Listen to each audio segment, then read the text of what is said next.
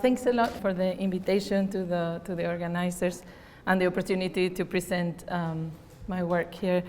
So I'm going to be talking about experimental validity in the social sciences, and I'm going to go through the challenges that experiments in the social sciences face, and by putting an emphasis on the practices of experimentalists and the conceptual conceptual tools that both them and philosophers of science use to understand their work.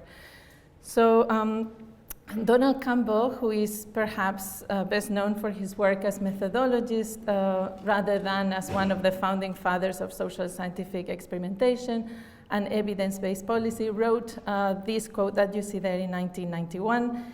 He had what was then an almost utopian project, the idea of an experimenting society.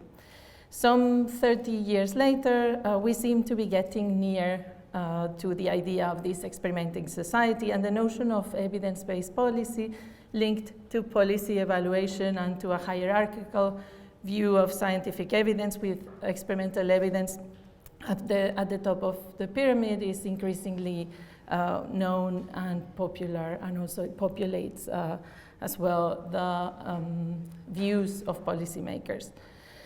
But Campbell is perhaps best known, rather than as I said, one of the parents of the evidence-based policy movement, he's best known probably for his work as methodologist. His book, Cook and Campbell, 1979, has been for decades the methodological reference to many policy evaluators and is used by many social scientists interested in causal inference and research design.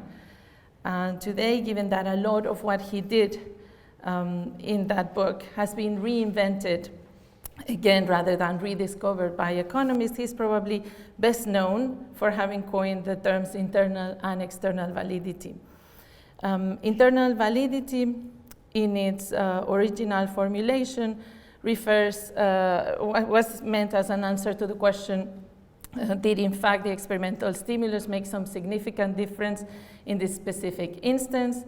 And external validity was meant as an answer to the question, to what populations, settings, and variables can this effect be generalized? But the better, probably the best known formulations of these two terms is the one found. Did I just change the slide? Yes, sorry, I didn't mean to. So the versions I was saying that are probably best known are to be found in Cook and Campbell 79. You see them there. Internal validity refers to the approximate validity with which we infer that a relationship between two variables is causal, or that the absence of a relationship implies the absence of cause. And external validity refers to the approximate validity with which we can infer that the presumed causal relationship can be generalized to and across alternate measures of the cause and effect, and across different types of persons, settings, and times.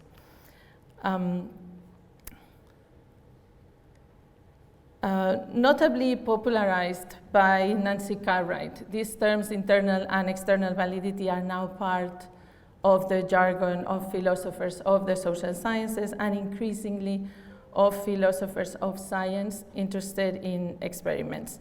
But back in the day, the Campbellian project on validity was built around the pragmatic goals of empirical social science. And one of the main roles of this distinction between internal and external validity was that of building lists of potential confounds. So list of extraneous variables that could bias the inference from experiments, from quasi-experiments, or from other designs. And so you see there that in the quasi-experimental tradition, this is a quote from Campbell himself, designs were evaluated against this growing list of typologies of threats of validity or plausible rival hypotheses. As early as in 1979, already present in the Cook and Campbell reference I talked about, the initial distinction between internal and external validity had grown into a foursome typology, also including statistical conclusion validity about the inferences based on correlation between treatment and outcome, and construct validity, about the inferences regarding the higher order constructs that represent sampling particulars. So it was a validity typology rather than just a distinction between internal and external validity. But going back to the evidence-based policy movement, this massive impulse to experimentation as a policy instrument took place in the context and was complemented by a crucial methodological revolution that was taking place at the turn of the century and is still actually currently ongoing in all of the social sciences, though it can be seen as particularly speared by the field of economics. So by the 1980s and 1990s, quantitative causal inference in the social science was increasingly perceived as being plagued with the problem of endogeneity, omitted variable bias, and selection bias of the data. And the limits of standard regression techniques were apparent. Experiments, and where they were not possible, quasi-experimental techniques such as instrumental variables or regression discontinuity designs appeared as a suitable solution where they before had been seen as unfeasible. The new empirical social science was finally design-based, very much in the way in which Campbell had envisioned it. And researchers were expected to explicitly state the assumptions regarding the data-generating process in order for causal claims to be considered credible. Thus the name, the credibility revolution in economics, and as a parallel to the causal identification revolution, that is also another name for this methodological movement. The logic of experiments had thus taken over empirical social science, either because experiments were finally being performed or because the logic of experiment had permeated all the methods for causal inference in the social sciences. Just for you to get an idea of the depth of or the intensity of the revolution, at the beginning of the 21st century, Kahneman and Smith won the Nobel Prize for Economics ex aequo for their contribution to what were then two separate branches of economic experimentation, behavioral economics in the case of Kahneman, Vernon Smith for his contribution to the study of the market mechanism in the lab. And the Nobel Prize then was perceived as, it was welcomed by experimentalists, but was perceived generally as a Nobel Prize given to what was then somewhat yet still a fringe movement within economics. 10 years later, the list of Nobel Prize recipients in economics that were doing experiments was much larger, and one can see that almost every other year this award goes to somebody doing experiments. The methodological revolution that I've described and the related evidence-based policy movement has critics and had critics as well.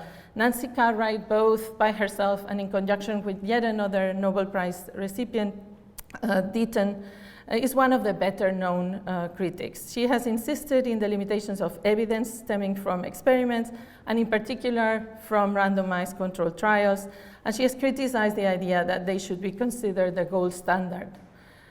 In what follows, I'm going to deal with what can be seen as the two most important challenges to an experimental social sciences. This can be considered, therefore, the most important challenges to experimentation. So the first one is the problem of artificiality of the lab experiments, or the fact that experiments cannot fully represent or capture the richness or complexity of human relations due to the artificial conditions in which experiments need to take place. The second one is the problem, what has been called the problem of external validity of experiments, or as Nancy Cartwright has put it, the fact that experimental evidence can faithfully tell us what has happened there in the trial, but cannot tell us if that same thing will happen here for us. I will devote the rest of the talk to deal with each of these in turn, analyzing the extent to which they can endanger validity, and I will do so by following the practices of social sciences regarding each of these two challenges and the conceptual tools that we currently have to deal with them. So I'll start with the first one, the artificiality of the social scientific experiment. And the idea that experimental artificiality, by bringing in simplification and control, imposes artificial elements that endanger experimental validity, has a long pedigree. The idea is that experiments are sort of a deforming mirror of nature at best, and at worst, no mirror at all, because by introducing elements that do not belong in the nature that we want to portray, we betray this nature. So this criticism is notably, or was traditionally notably, put forth by anti-naturalists in the social sciences and the philosophy of social sciences, but not only. And for years it has been seen as the main obstacle for the idea of an experimental social sciences. In my presentation, I deal with what we could consider the most pervasive and general or fundamental form that this artificiality can take.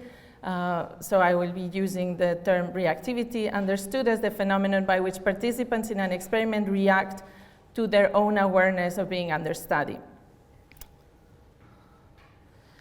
So psychologists in the 1960s, which were already, as everybody knows, they were the true social scientific experimentalists throughout the 20th century. They had already took upon themselves the challenge or the task of understanding this notion of artificiality and what it did to experimental validity. And so in the 1960s, they had developed a project that has been called the social psychology of experimentation. So social psychologists had their own self-reflective social psychology of the experiment. And there are two main contributors that contributed crucially to the terms with which we understand this artificiality still today. So Martin Orn had coined the idea of a demand effect of experimentation, and this demand effect of experimentation was arose, or he conceived it as intrinsic to the experimental setting being a social situation in itself, and as a social situation that was defined by an unsurmountable degree of ambiguity. So it didn't matter how detailed the instructions to a subject were, that subjects were always going to try to fill in the gaps when given experimental instructions. So the idea here was that experimental subjects were always trying to guess what was demanded of them by the experimentalist, and that's the name, demand effects of experimentation. And in particular, Orn studied especially the fact that they probably, or most of the time, were trying to behave as good experimental subjects. So they were trying to help the experimentalist, and this in turn posed a danger to the validity of the inferences that we could make from that experiment. Though there could be instances in which this demand effect would take the opposite sign, and subjects could actually be boycotting the activity or the research being done on them. In turn, Robert Rosenthal, around the same time, and within the same idea of a project of the social psychology of the psychological experiment, had studied how, and also had studied this empirically, how experimentalists often gave away clues to the subjects about what the experiments were about.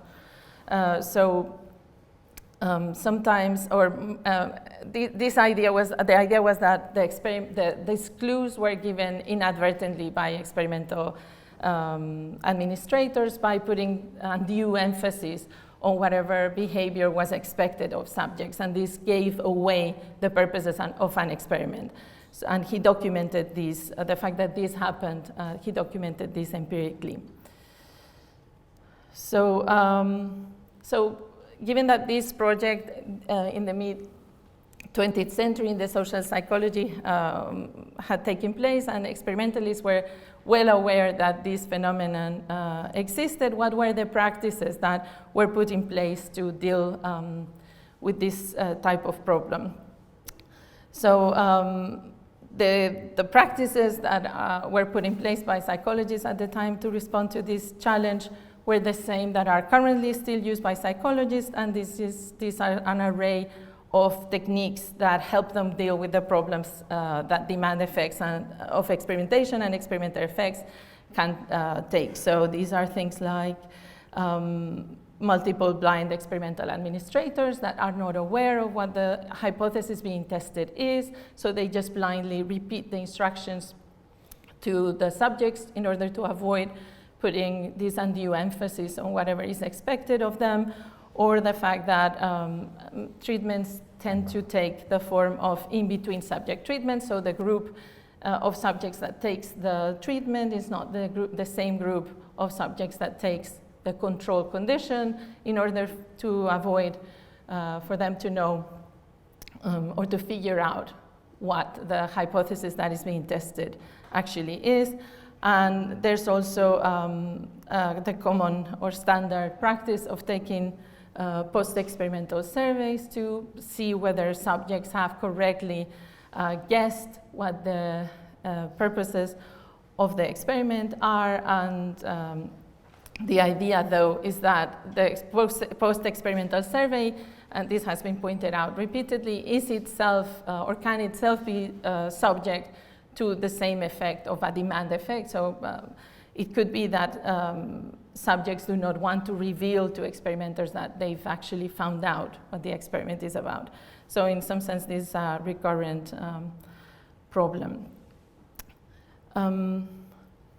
Apart from these practices, what do we find in terms of conceptual tools to deal with this problem? So what we find in the experimental social sciences is a case of conceptual muddle or conceptual confusion. So there are many different terms that can be used to refer to this, what I've called generically reactivity, and this idea that the subject's awareness of them being under experiment can make them modify their behavior by means other than the treatment. And the terms that are common in the literature are methodological artifact, Hawthorne effects, the John Henry effect, demand characteristics of an experimental setup, as we've seen, demand effects, demand artifact, experimental effects, experimental demand effects that we'll see later on, social desirability bias, the placebo effect, and as I said, I will use reactivity as an umbrella term that encompasses all of this, but some of these terms have distinct histories and slight different meanings. So for example, the Hawthorne effect is linked to an attempt by subjects to look good in front of, or to improve their performance in front of an experimenter, whereas demand effects is more general. But even though these nuances exist, the terms are for the most part used without much attention to the distinctions and used indistinctively. But the bigger conceptual problem that one finds when looking at these terms is the fact that the terms are used indistinctly to refer to the phenomenon of reactivity, the general phenomenon of reactivity, but also to the problems that it can pose for the validity of experiments. And this, I claim, makes many of the methodological discussions around the issue very confusing, because we're using the same term to refer to a bias and to a thing, a phenomenon that can bring out or bring about bias. So as I said, the experimental revolution in the social sciences was spearheaded by the practices of economists, and this happened also regarding experiments or lab experiments. So a lot of the promotion or the growth in experimental practices was explained by the energy of economists becoming experimentalists themselves. But they actually were not initially very concerned with this artificiality problem or the reactivity problem. And in part, they were not so because of their practices that were allegedly distinct from those of psychologists. So the defining features that separate or that distinguish the practices of economists from the practices of psychologists have been famously described by Herwig and Ortman, and they have to do with the enactment of very clear scripts, the fact that economists tend to repeat trials to test for learning of the subjects, and more notably that for economists there's an absolute prescription against deception. You cannot lie to your subjects in the lab, and also that there's a performance of the subjects is rewarded by monetary incentives. So these monetary incentives have to have a particular structure. They have to comply with the idea.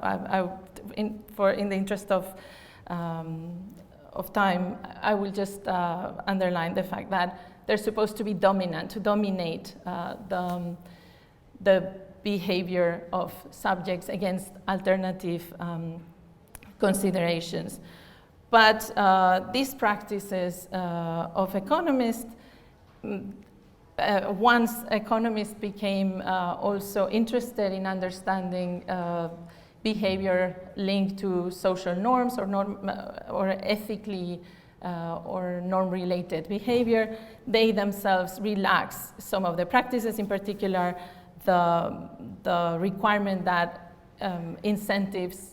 economic incentives were the dominant aspect of behavior, and these practices in themselves do not shield completely or only very superficially.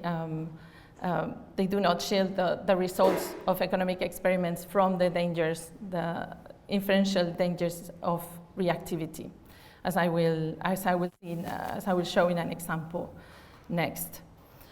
So, as I said, experimental economics, as it became successful as a way to understand market mechanisms in the lab, also became interested in studying how people were ready to act based on social or normative related cues. And for these, they actually conceived their own set of games or scripts that were to measure these. The better known such game, and is the simplest in form, and for that I'm going to use it in this part of the presentation as an example, is the dictator game, which is based on a previous game that is also well known, but is more complex in its structure, that is the ultimatum game. These were games that in the beginning were used to understand how people were negotiating or to study bargaining, but that became useful tools to understand pro-sociality. So in the ultimatum game, the experimenter gives some money to the player number one, and player number one decides how much he wants to distribute to player number two, and player number two can either accept the offer or reject the offer. If the offer is rejected, all the allocation goes back to the experimenter. The dictator game is just a degenerate form of the ultimatum game, and it's just a game in which the dictator decides, it's one of the subjects, he's given an amount of money by the experimenter, and the dictator decides unilaterally how much he wants to distribute to the other player, to the recipient player.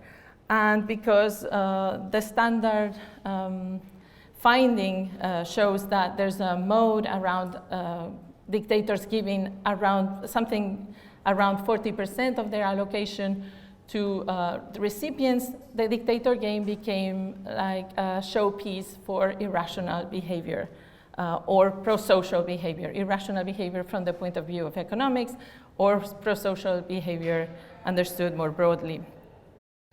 And then it had been interpreted as proof, these findings had been interpreted as proof of altruistic preferences by subjects or to social cues or the existence of social norms that were cueing subjects towards redistribution that was otherwise incentivized.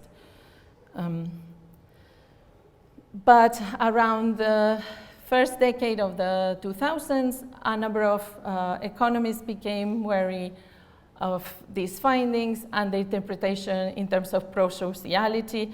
And there was a number of games that were devised by Barsley, by List, by Sitso, and by Jason Dana and his co-authors, all meant to show, adding some variation to the dictator game, that the findings that we saw were not actually proof of pro-social behavior, but were actually proof of reactivity, though they didn't use that term. So the idea was, we're seeing this redistribution, but it's just because subjects in those games want to be good subjects. And Dana's design, for example, added lack of transparency in the game so that when subjects could take the chance of the recipients not knowing what they had chosen, they would distinctly take that opportunity in order to not redistribute and not look bad. So these led to a number of new approaches. So this renewed interest of economists in the problem of reactivity brought a number of approaches to reactivity that were new and distinct from the standard social psychology ways of dealing with the problem. And Barsley, as I said, in his own game, in his own modified dictator game, thought that what we were seeing, the results were due to what he called Hawthorne effects, and he linked this to the problem of external validity. For him, there was a lack of perfect correspondence between the object that we were seeing in the lab and the target that was pro-social behavior outside of the lab. And Sitso, this experimental economist, had his own terminological innovation in the form of a synthesis between Orne's demand effects and Rosenthal's experimental effects that I saw just before. So he called these experimental demand effects. So it's like a synthesis of both.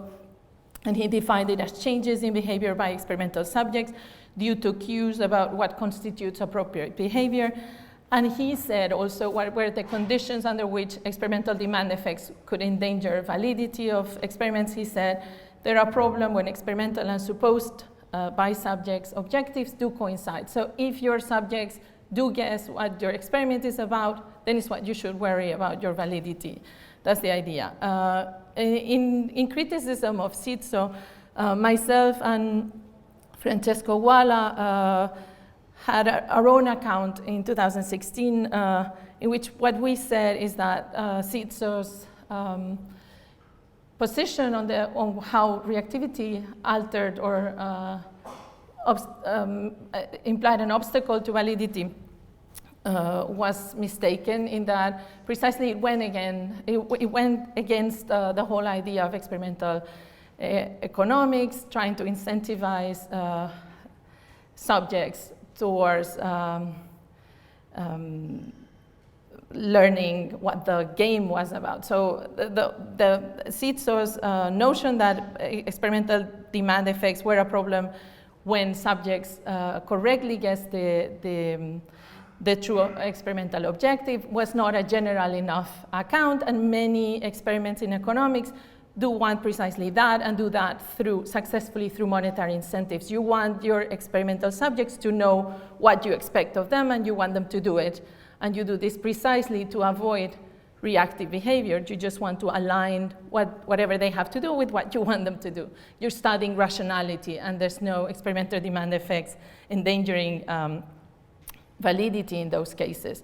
So we instead proposed that reactivity was a problem only when it was unanticipated and uncontrolled, and otherwise it was probably a building feature of experiments in the social sciences, especially those that studied pro-social behavior.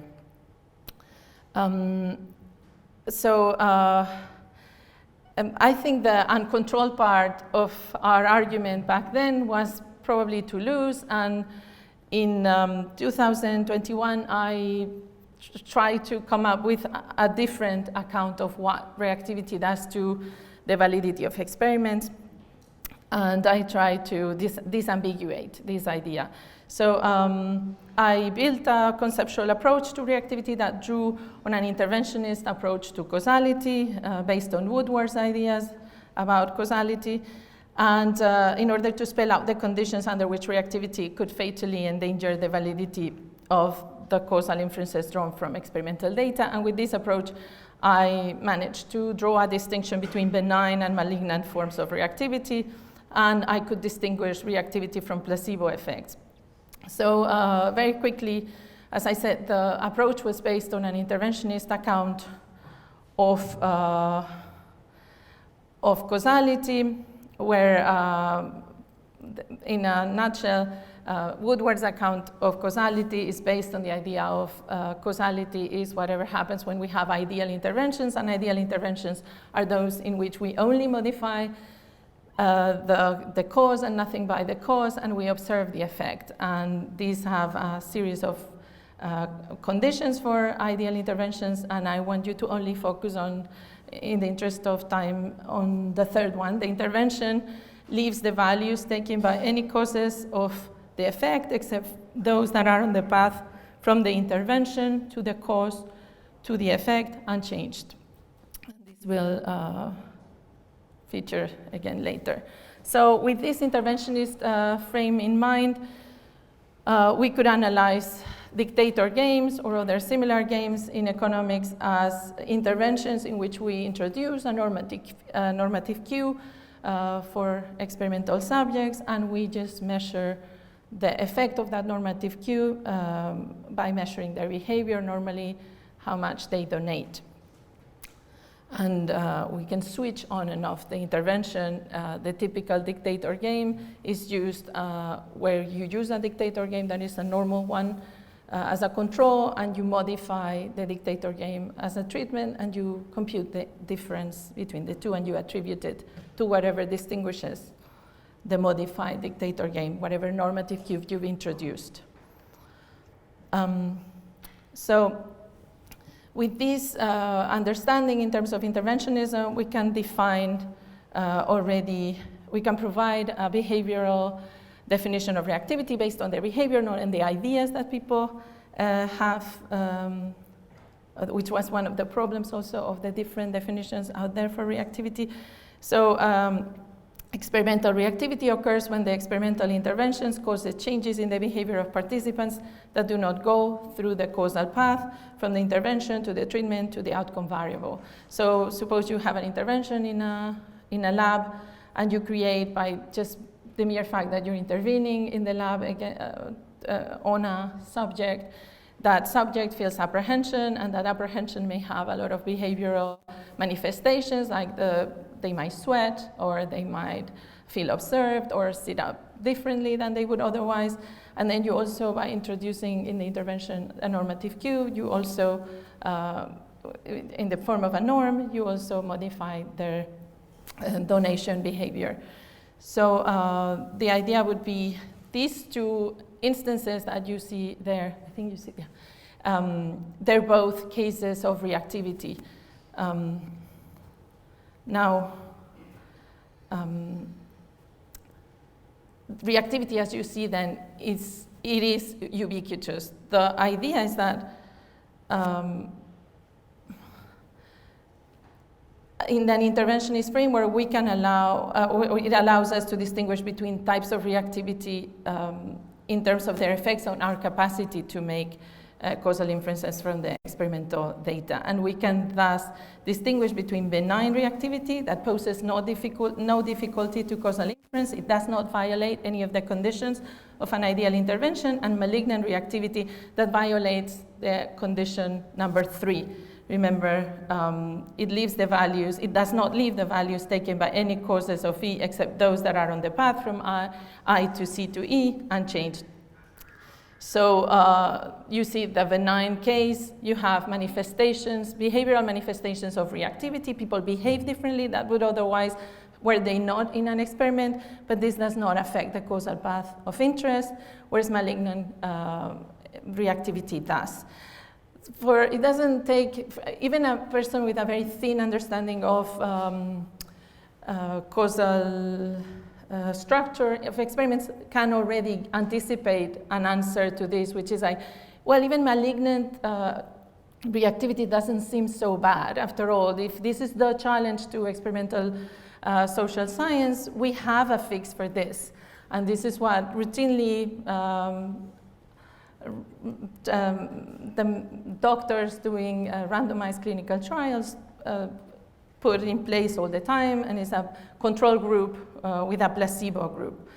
The idea would be, we have in the first line, you have, say, you introduce an intervention in which you introduce a medicine, an active principle, and this creates an expectation, and the expectation can have actually behavioral counterparts in the form of the subjects might feel more confident or more optimistic, but they're also, we also expect that this psychological factor of being happier or optimistic about being in a trial may also have an effect on their health in itself. And we fix this with a control group, and we just assume that the difference between what happens in the control group and what happens in the treatment group represents faithfully the net effect of just the treatment. And why can't we do that, one could say, in the social sciences? What's the big deal then? Well, the idea or the difference, the crucial difference is that once we have malignant reactivity in the social sciences, which, as I said, is not that bad, because we have a fix, we have to make sure that it's not of the form that I call idiosyncratic. That is, we have to make sure or be willing to assume or to put this forth and make it explicit that the type of reactivity that is occurring across the control and the treatment group is of the same nature. But this is not always easy to be to guarantee in the context of social science experiments, because social science treatments are taken holistically or fully in one by the subjects, and they're not divided in the part that has to do with the specific treatment that is being tested and the part of the environment that creates the apprehension state.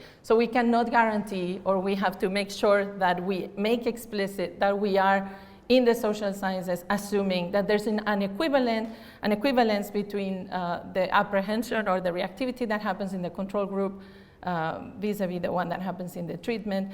This, when it's about a pill, taking a pill in medical trials, that is a truly blind treatment, can be assumed safely if, for example, the effects, the unwanted effects of the medicine are not too,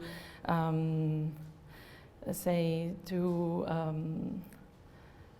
flourished or too important, but it cannot be assumed with equal ease in the social sciences. So to summarize then, as opposed to other recent approaches to reactivity, in my own account, I would say, and this is the summary to this part of the talk, that reactivity is a problem for the validity of experiments if it's malignant, which happens very often, but more importantly, and, so there's an and there. So if it is malignant and if it is idiosyncratic, so if you cannot assume that reactivity is the same across treatments. So now quickly to the second challenge. So this would be my conclusion to the first challenge of artificiality of experiments. Where does it bring us vis-a-vis the viability of a social scientific endeavor based on experiments? Now, as I mentioned earlier, the second difficulty that is often mentioned regarding the possibility of an experimental social science is what has been known as the problem of external validity. One of the better known characterizations of the problem was formulated, as I mentioned earlier, by Nancy Cartwright with the famous lemma, an RCT can tell me what happened there, but not it won't tell me if it will happen here for me. The reasons spelled out by Cartwright to sustain this problem of external validity have to do with her ideas regarding the embeddedness of causal relations. She stresses the importance of acknowledging that causal relations do not typically take place in the void. The particular environment in which a cause brings about an output also contributes in a relevant way to the effect.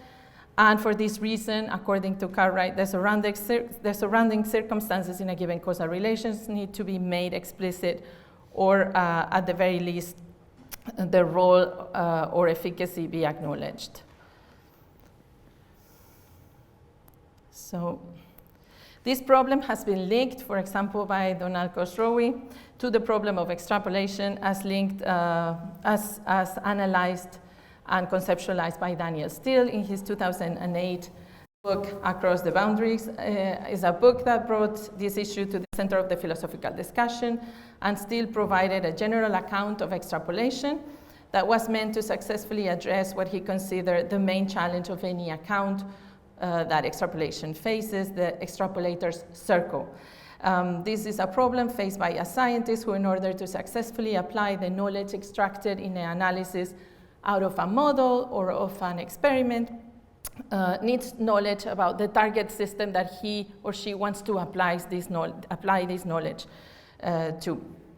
So the idea is that you need a knowledge to extrapolate that you don't want, that you don't yet have. This is why, in the first place, you're dealing with your model or your experiment with, and not with the target.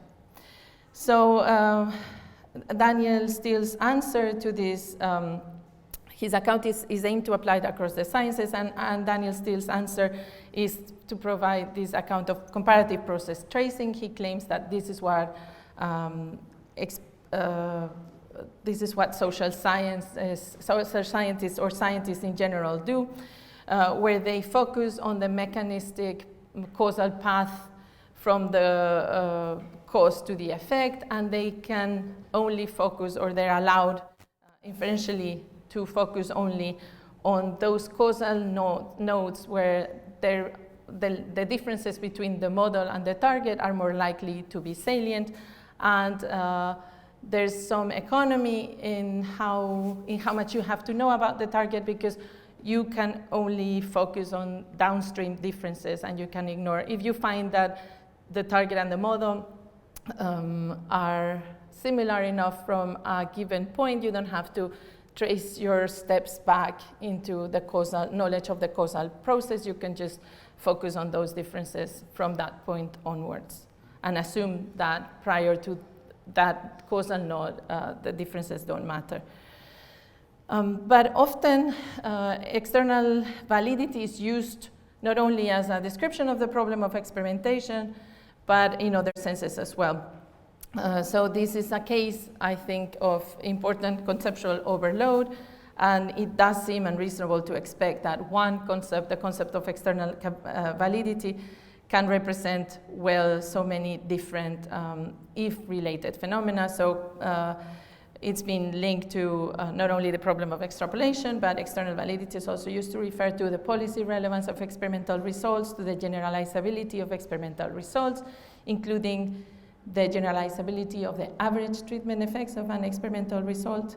It's also been used to refer to the scope of claims and to the artificiality of an experimental setting that we just saw in the first part. And not only that, but there's also a further ambiguity in which, with which external validity is used, and is that it is used indistinctively to define inferences from an experiment, but also experimental results, and also to define whether the design themselves are externally valid.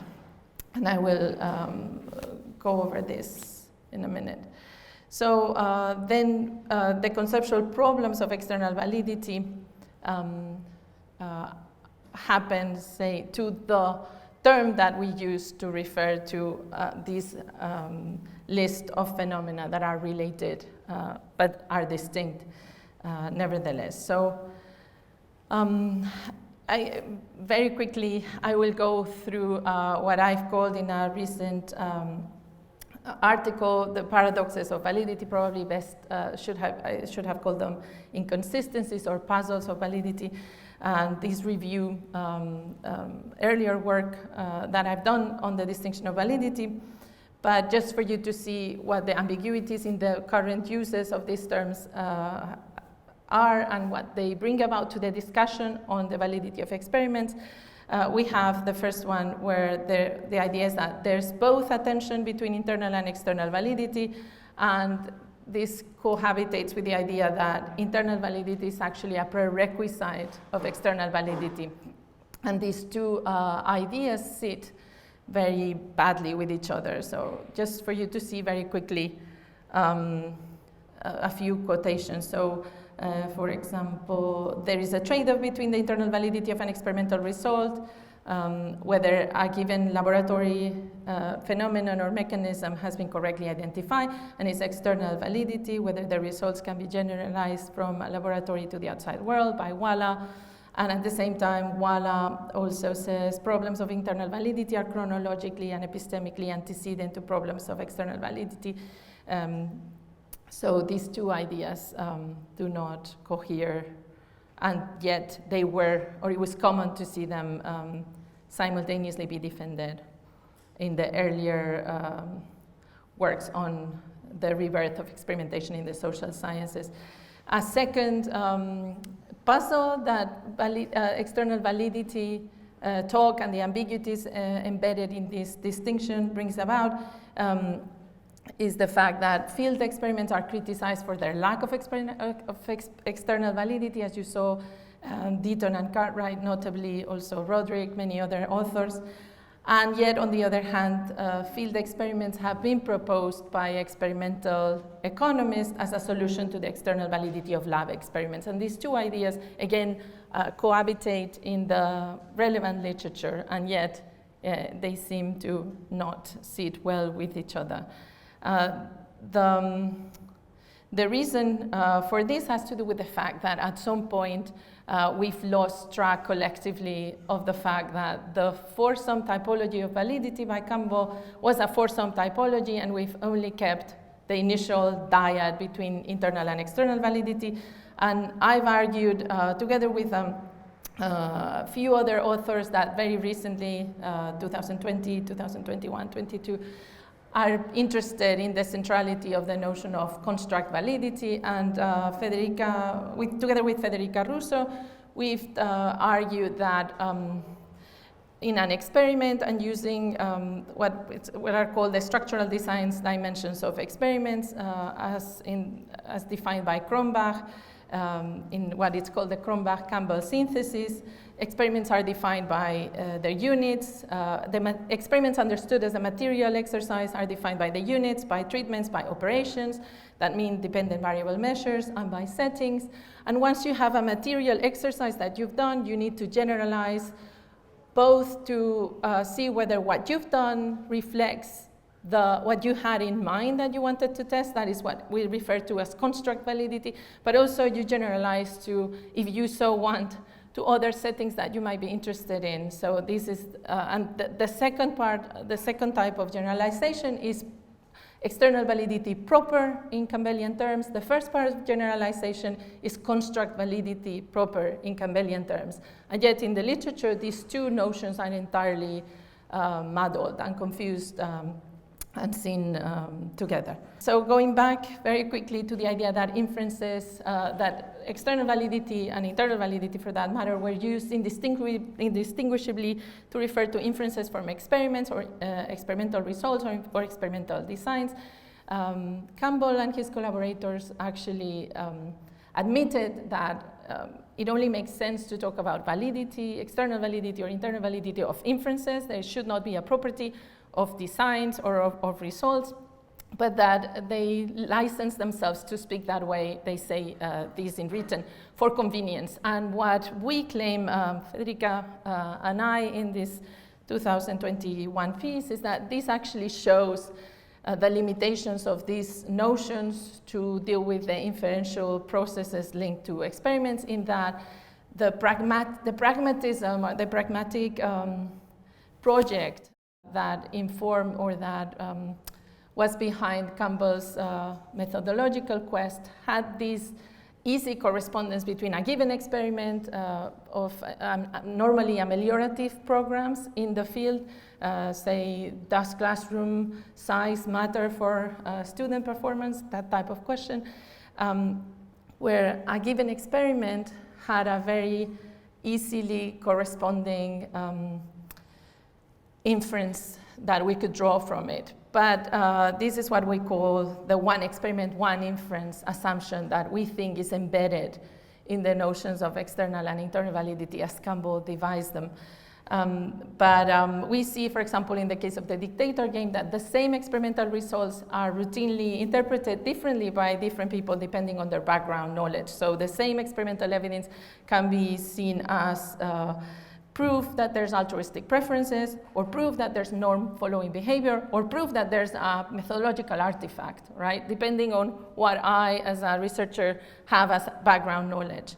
So what we claim is that this one experiment, one inference that embeds the Campbellian typology does not allow experiments to have a life of their own in Hacking's terms. So the fact that the data produced by an experiment, the phenomenon that is recorded by an experiment, the relations expressed by the results of an experiment can have independent status, independent of theoretical understandings before and after the experiments.